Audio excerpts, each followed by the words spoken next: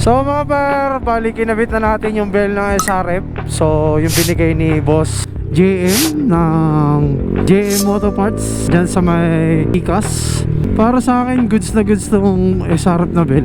Dahil makakapit agad siya. Pag isang piga mo pa lang ramdam mo na Siyempre pagka pangit yung bell, hindi siya ganun ka-active pag piniga mo siya. Na agad yung response ng throttle.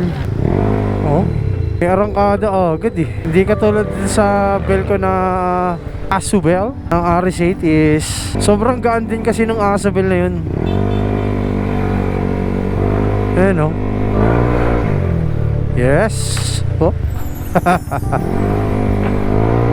Yan, para sa akin goods na goods yung SRF bell mga para.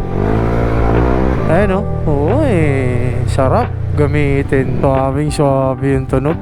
Ang ganda nung bell talaga.